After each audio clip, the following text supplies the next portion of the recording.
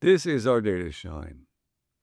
And we want to do that for God's sake, particularly with the people that we come in contact with. So here's the question today. What do I see? What do you see when we look at people? As you might know, a lot of work is being done with glasses that contain artificial intelligence. So Meta now has a new pair of glasses. They're much clunkier than the old ones were. What if you were able to put on a pair of glasses and all the apps that you have, all the information that's available to you would all of a sudden just be right there in front of you? Wait a minute. What if it had facial recognition software so that when you see people, you never again have to worry about forgetting a name? It would just immediately tell you this is, wait a minute. What if not only did it do that, when it saw that person, it would know their story, their hopes, their joys, their longings, even who God created them to be? What if these glasses from Meta, I were to tell you, we're making available to anybody at Become New who just sends in and asks for a pair? Well, if I said that, I'd be a big fat liar. But I want to tell you about a much better pair of glasses, a much better way of seeing. So again, I want to invite you to reflect on this question as I walk through my life today. Even in these moments, as I think about people in my life, what do I see? And what does God see? And how do I move towards that?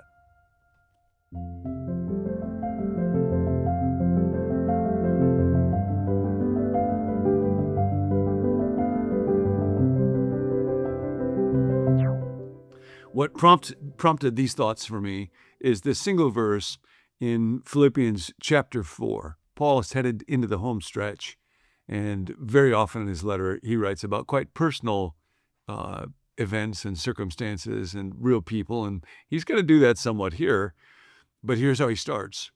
Therefore, my brothers and sisters, you whom I love and long for, my joy and my crown, stand firm in the Lord in this way, dear friends.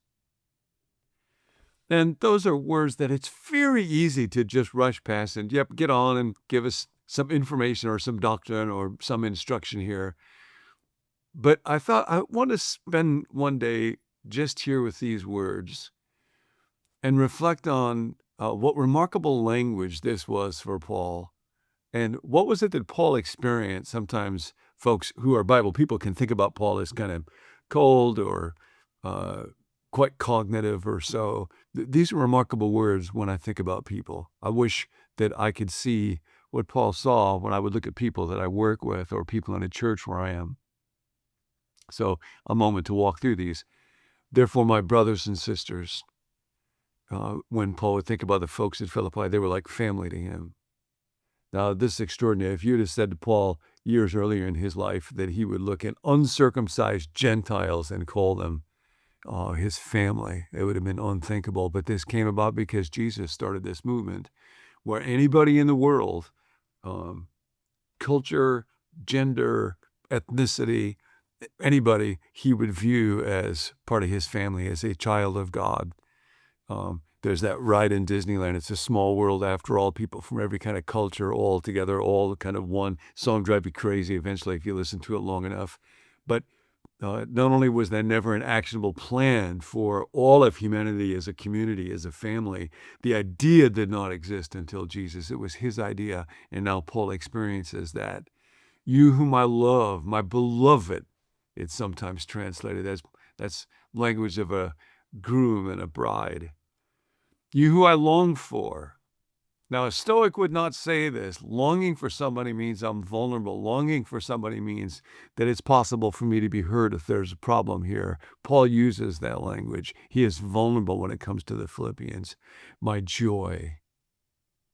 He doesn't just say, you bring me joy. He says they are his joy. It makes me think about a moment many years ago when we were in college. My friend Kevin and I were having lunch with Malia, who was just entering into her relationship with Chuck, and they were going off, I think, to the hockey banquet or something. And Kevin started teasing Malia, and she could not stop smiling. And she glowed. Blushing is another word for it.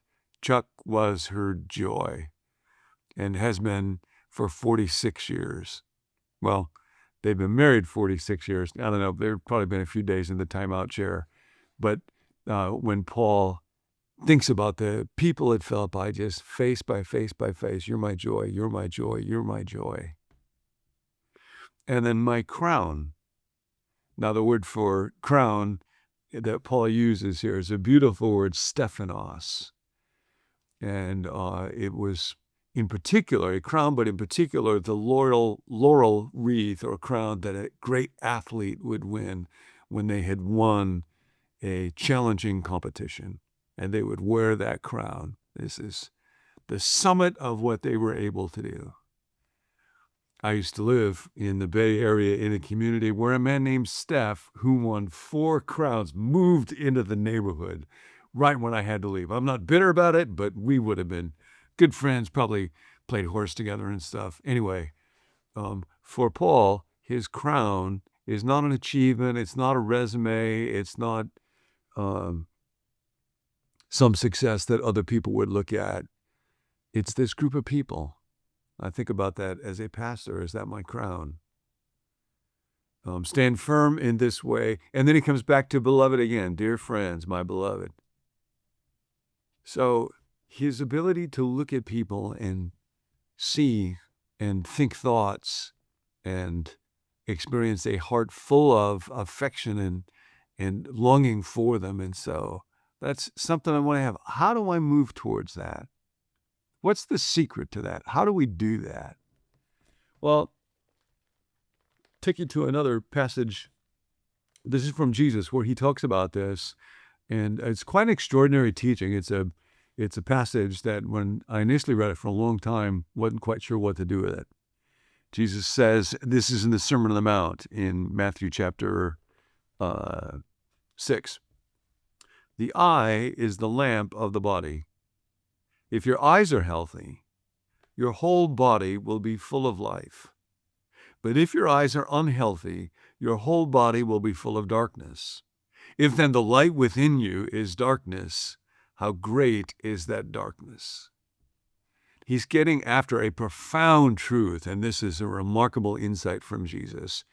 In this last century, there's a philosopher who became a novelist, Iris Murdoch, and she talks about how perception, what do I view, what do I see when I look at something, is actually a moral act. And she talks about how often in philosophy people will think about morality just in terms of following certain rules, or what do you do when you have a certain dilemma. An old one in philosophy is the trolley dilemma. What if there's a trolley and 5 people are going to die if you do nothing? You can divert it, but if you divert it, you'll kill a guy.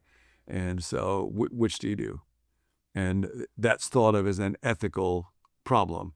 Now, unless you live in San Francisco, you're probably not likely to run into many trolleys today. But beyond that, mostly the issue of our moral or spiritual life does not consist of isolated incidences when I got to think what's the right thing to do or the wrong thing to do. It's not usually about following rules. It flows out of what happens when I perceive something. This is part of what Iris Murdoch writes.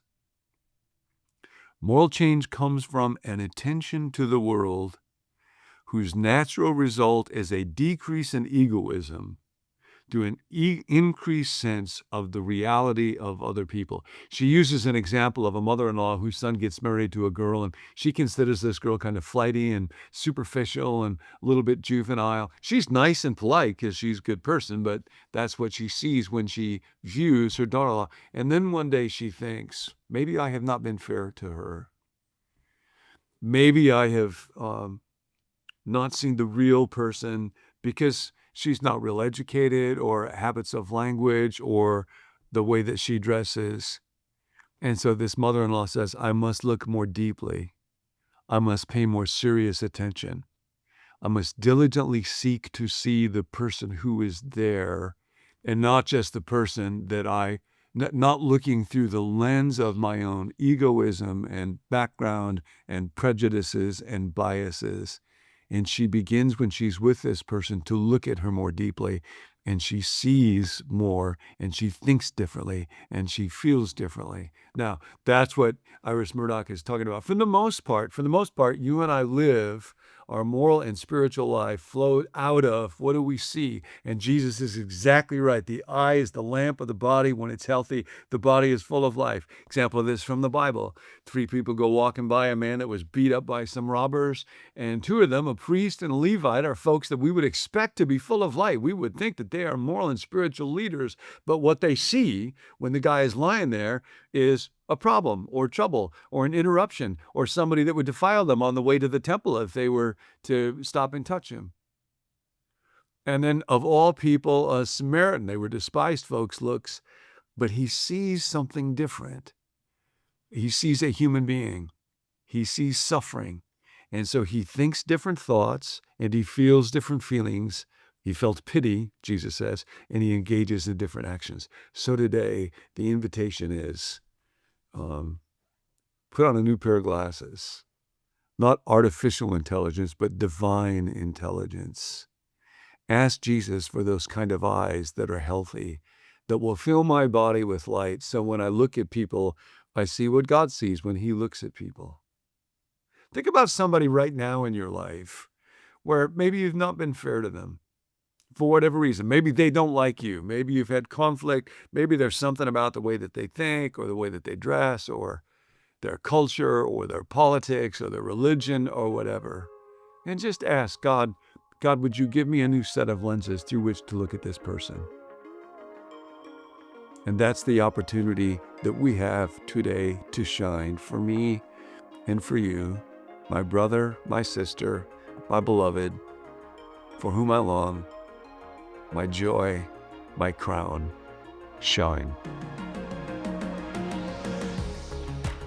Hey, I'm Tim. Thanks for joining us here at Become New.